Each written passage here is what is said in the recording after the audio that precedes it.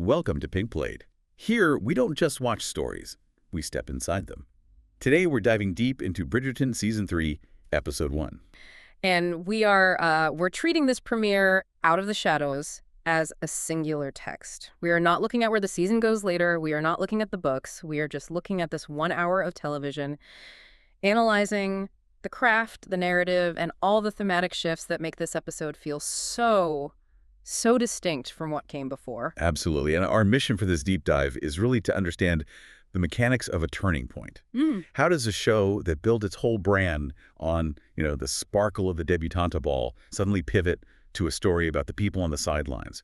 We've got a huge stack of sources today, production notes from Shondaland, interviews with the showrunner Jess Brownell, some amazing costume insights from John Glazer, and some really fascinating cinematography breakdowns. It's a really dense episode. It feels deceptively breezy because, it's Bridgerton. But under the surface, the tectonic plates of the show's social landscape are definitely shifting. So let's start exactly there. The social landscape. We are back in London. It is 1815. The carriage wheels are turning, the invitations are out, but the atmosphere, it feels markedly different from, say, the premiere of Season 1 or Season 2. It really does. If you think back to the pilot, the whole energy was defined by diamond culture. It was about hope, idealism, that frantic, sparkly energy of the new debutantes. It was bright. Here, in 1815, the marriage mart is still open, but the camera isn't focusing on the fresh faces. It's focusing on the ones who've been left on the shelf. The vibe has shifted from the anxiety of the debut to the gritty reality of the spinster. And nowhere is that grit more palpable than in the Featherington household. And we really need to unpack the Featherington dilemma because the sources make it clear this isn't just Portia wanting to throw a good party. This is a legal and financial crisis. Precisely. You have to look at this through the lens of early 19th century property law. The Featherington estate, the house, the funds, the servants, literally the roof over their heads, is caught in this very precarious legal limbo. It's a concept known as an entail. Right. And in this era, women, for the most part, could not inherit real property or titles. The title has to go to a male heir. Correct. And since the old Lord Featherington died and then all that nasty business with the ruby mines in Season 2 left them exposed, Portia is scrambling. She's forged a document claiming a wealthy Aunt Petunia left them a fortune. But that is a very, very temporary bandage on what is basically a fatal wound. Because the crown is starting to sniff around. The lawyer, Mr. Dundas, he's already asking questions. So Portia needs one of her daughters to produce a male heir immediately. If she gets a grandson, the estate is secured through him. If she doesn't, and the fraud is discovered, they don't just lose their social standing. They face complete destitution. So when we see Portia pushing her daughters, it's so easy to just write her off as the evil stepmother archetype. But she's actually operating under this extreme survival pressure. And that pressure just rolls downhill directly onto Penelope. And for Penelope, the stakes they're terrifying. She's entering her 3rd year on the marriage mart. We looked at some historical data for this period. The success rate for a match drops, precipitously after the 2nd season. By Season 3, you're not just unlucky. You are, in the eyes of the ton, effectively damaged goods. The sources describe her potential future as not just loneliness, but actual servitude. If she doesn't marry, her legal status is still that of a ward. She would almost certainly become the permanent caretaker for Portia. Which, for Penelope, is a fate worse than death. She'd have no financial independence, no ability to sign contracts, no personhood, really. She would be trapped in that house in those citrus-colored dresses forever. So when we analyze her motivation in this episode, we have to understand that she's fighting for her basic human autonomy. And while Penelope is staring down the barrel of spinsterhood, we have the return of the hero, or, as he's styling himself this season, the pirate. Colin Bridgerton is back. And the contrast here is the driving force of the episode's entire opening. Yeah. Colin returns from his grand tour. He's been to 17 cities across Europe. He has facial hair. He has a tan. He's swagger, or at least a very loud performance of swagger. He does. And he is being celebrated as the prize of the season.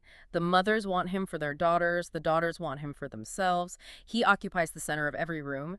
Meanwhile, Penelope is physically and socially pushed to the absolute perimeter. That visual separation is just so key. In previous seasons, they were friends. They occupied the same kind of friend zone space.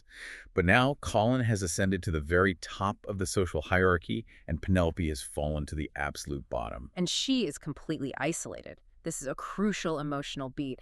In the past, she had Eloise, Eloise was her social anchor, her buffer against the cruelty of the Ton. But because of that fight at the end of last season, that bridge is completely burned. And of course, she's estranged from Colin because of what she overheard him say, that he would never dream of courting her. She is arguably the loneliest person in all of London at this moment. But while we're talking about the Bridgerton family dynamic, we have to talk about the new Diamond dynamic. Or rather, the anti-Diamond. We have the introduction of Francesca Bridgerton. This was one of the most interesting character introductions I've seen in the whole series. The showrunners made a brilliant choice here. In a show that is defined by witty banter and rapid-fire dialogue, Francesca is introduced in silence, or rather, in music. It is such a vibe shift from Daphne. Daphne was the picture-perfect debutante who wanted to win the game. Francesca seems like she wants to forfeit the game entirely. We see all the chaos of the Bridgerton house, the shouting, the dressing, the panic to get ready for the queen, and then the camera just cuts to Francesca. She is perfectly still, playing the piano, and she isn't playing a waltz or some light romance. She is playing Mozart's Funeral March. I laughed out loud at that. It's so dramatic, but it's also so telling. It does more work than 5 pages of dialogue could. The source material compares her excitement for the season to that of a dental cleaning. So playing a funeral march, it just signals that she views this whole social circus, the balls, the presentations, as the death of her piece. It sets up a totally contrasting definition of love for the season. Daphne and Anthony wanted high drama, this all-consuming passion. Francesca just wants quiet. She wants a love that doesn't demand a constant performance. Exactly. She's an introvert in an extrovert's world. Yeah. And at the other end of the social spectrum, we have the Mondricks. This is a subplot that I think adds so much texture to the world. Will and Alice Mondricks, the former boxer and the club owner, have suddenly inherited the title of Baron of Kent. Right, because a great-aunt died, and the lineage just happened to fall to their son. This is a massive class jump. They've gone from the working class, successful working class, but still to the landed gentry overnight. But they look so uncomfortable. They do, and that reinforces the theme of imposter syndrome that just runs through this entire episode. The Mondricks are physically in the space of the aristocracy, but they don't feel like they belong. They are terrified of making a mistake. It mirrors Penelope's internal struggle perfectly. Everyone in this episode, from the bottom to the very top, is wearing a mask. Which brings us to why this episode functions as such a strong hook. We've seen Bridgerton seasons before. We know the drill. Girl meets boy. They pretend not to like each other. They fall in love. But this feels structurally different. It feels different because of what we might call the underdog paradigm. Okay, let's unpack that. Well, previous seasons focused on the diamonds. Daphne was the diamond. Edwina was the diamond. The whole narrative engine was about people who society already loved and accepted. The conflict was about who they would choose. This season pivots to the wallflowers. It validates the slow burn. We aren't meeting new lovers and watching them fall at first sight. We're watching established characters who we have known for years try to break out of the molds that society has cast for them. And that changes the stakes entirely. We're not watching a fall from grace. We're watching a climb from the abyss. The hook of this episode isn't a meet cute. It's actually a breakup. But not with a lover. It's a breakup with a fantasy. That is such a good way to put it. Analyze Penelope's decision-making here. In seasons 1 and 2, her actions were largely driven by this romantic longing. She was pining for Colin. In Out of the Shadows, she is driven by anger and pragmatism. She hears Colin's insults from the end of season 2 echoing in her head, and she decides to kill the fantasy. It's the first time a lead heroine in this show is motivated by spite, and I am here for it. She's basically saying, I am done waiting. I am going to get a husband so I can get away from my mother and keep writing my column. It's a business decision. It's a massive shift in agency, and it ties directly into that mask theme you mentioned earlier. We have to look at the concept of reflection and shadows. The episode title is both literal and metaphorical. Colin is performing a persona, this rake, this pirate, this man of the world. He's trying so hard. He is. And Penelope is about to perform confidence. She's about to put on a literal costume to try and become a different person. The episode hooks you by asking a psychological question. How long can you pretend to be someone else before the mask slips? Speaking of the mask slipping, we have to deep dive into the key scenes where these dynamics play out. There are 3 major moments that really define the visual and emotional language of this premiere. And the first one is the glow-up reveal at the Four Seasons Ball. This is the she's all that moment, the big makeover reveal. So set the scene for us. Penelope has been wearing citrus colors, yellow, orange, tangerine for 2 full seasons because her mother forces her to. It's the Featherington brand. But she finally has her own money from Whistledown. She bribes the modiste, and she descends the stairs at the ball. Let's just look at the visual storytelling here. First, the dress. It's emerald green. Sources confirm this color was chosen very deliberately by the costume department. On the color wheel, it is the furthest possible distance from Featherington citrus. It's a rebellion in fabric form. It signals a complete break from her mother's control. But notice it's also darker. It's not a pastel Bridgerton blue. It's mysterious. It's mature. It's a siren look.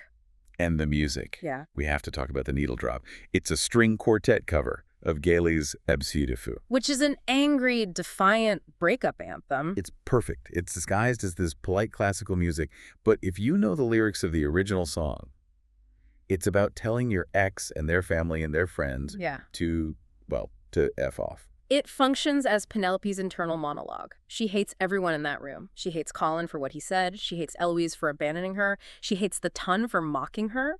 As she walks down those stairs, the music tells us she isn't there to join them. She is there to conquer them. But here's the subversion, and this is why the writing is so smart.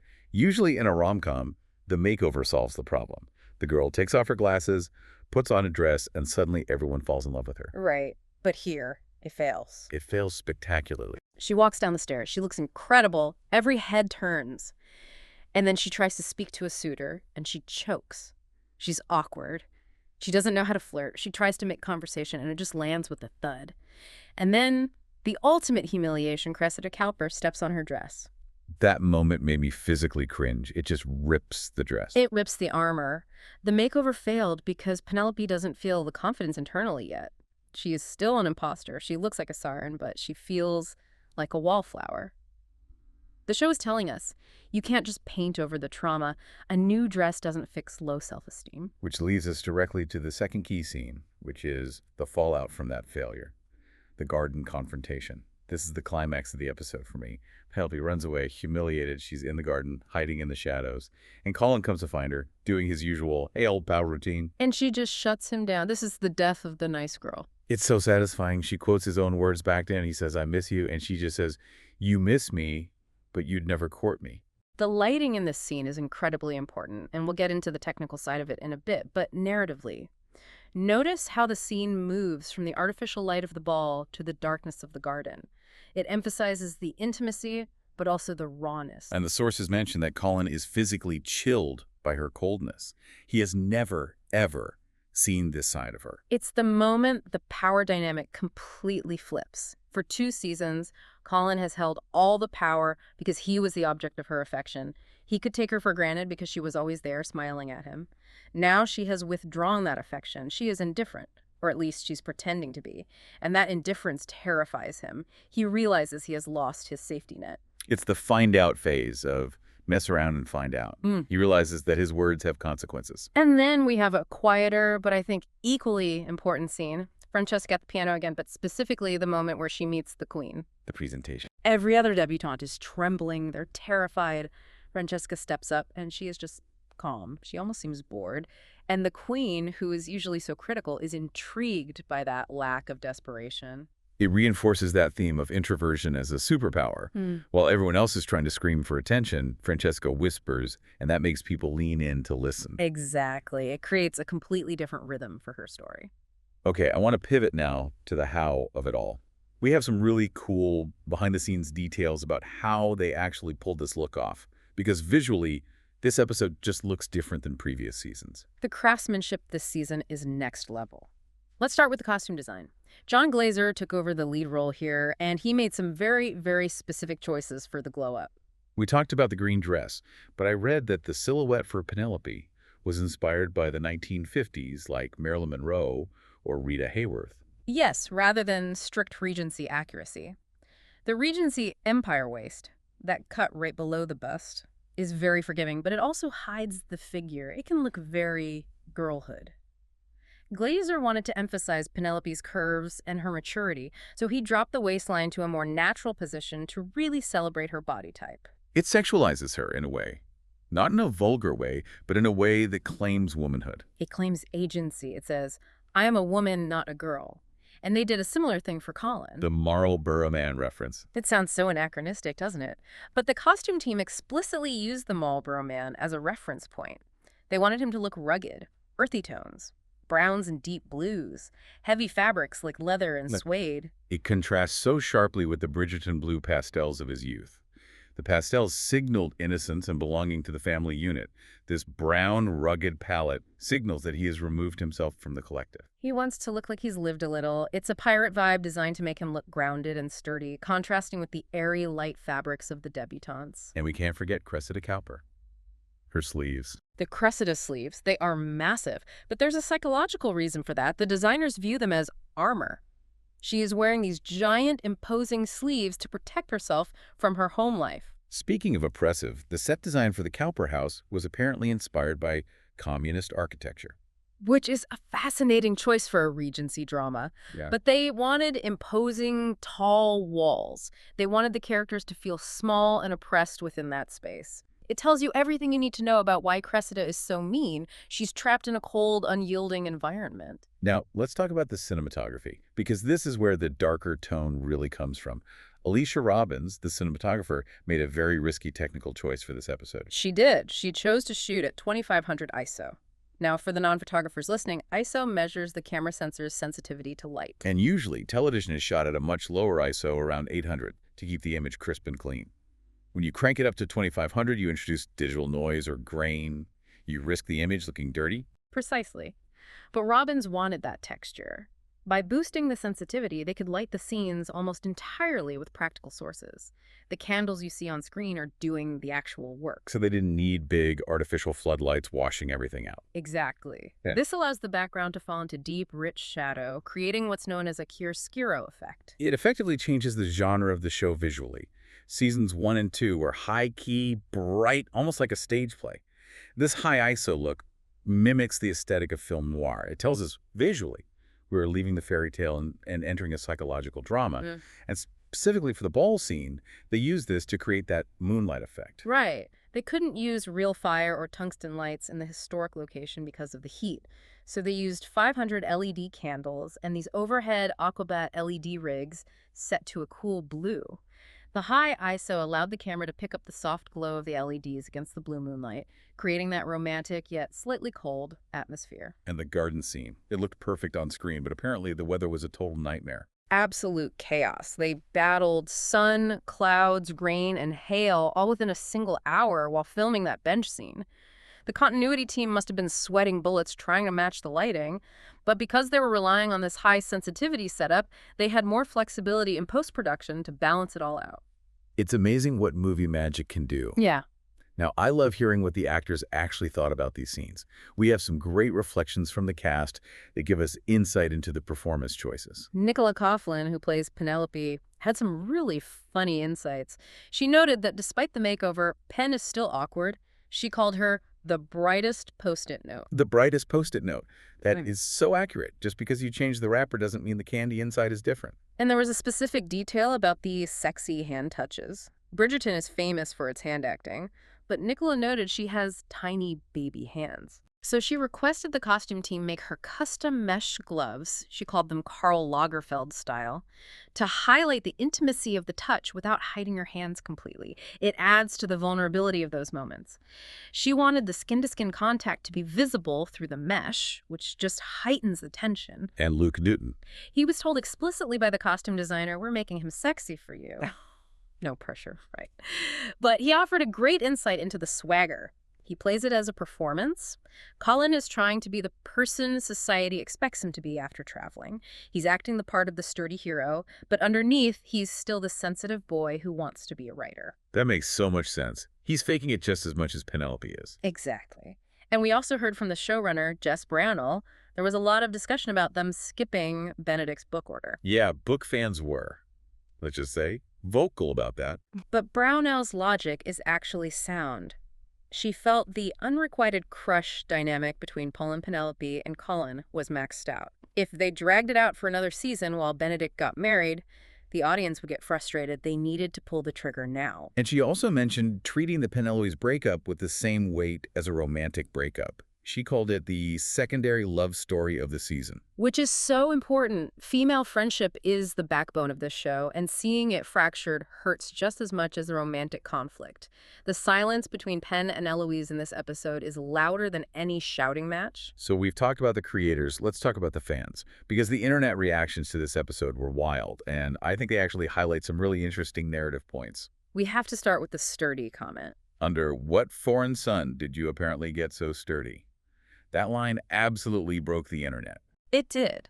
But if we look past the thirst tweets, there's an interesting analysis here. Fans identified that the word sturdy implies reliability. It implies grounding. In a world of flighty, gossiping aristocrats, Colin has become something solid. So the physical transformation, the glow-up, is actually a narrative device to show he is ready to be a husband. He is no longer a boy. Exactly. It validates the timeline jump. And the abs de stufo needle drop. We touched on it, but the fans really latched onto that as Penelope's internal monologue. It became the anthem of the episode. Fans noted that it was the perfect choice because it targets everyone. F your mom and your sister and your job and your broke-ass car. Or in this case, carriage. It captures the comprehensive nature of Penelope's rage. She is burning the bridge with the entire Bridgerton family. There's also the green dress theory. This is a classic fan theory that was pretty much confirmed. Green equals blue plus yellow. So Bridgerton blue plus Featherington yellow. Exactly. Fans spotted immediately that by wearing green, Penelope is symbolizing her bridging of the two families. She is visually merging herself with the Bridgertons even before a proposal happens. It's a subconscious signal of where she belongs. And finally, the makeup discourse. Ah, yes. The glam makeup. Some people felt it was a bit yassified, a bit too modern. The contouring was sharp, the lashes were long. There was a debate. Some felt it broke the period immersion, but others saw it as narrative storytelling. Penelope is painting on a mask, the contouring, the lashes, the darker lip. It's not just makeup, it's war paint. She is putting on a face to face the world. I like that interpretation. It fits the mask theme perfectly. She isn't trying to look natural. She's trying to look armored. It does. It suggests that her beauty is a weapon she's wielding, rather than just a natural state. So we've broken down the plot, the production, the reactions. But what does this all mean? When the credits roll on out of the shadows, what is the big thematic question this episode leaves us with? I think the episode leaves us with a lingering question, and it's this. Can a relationship born in the shadows survive the light? Ooh, say more about that. Well, think about it. Both characters are presenting false versions of themselves in episode 1.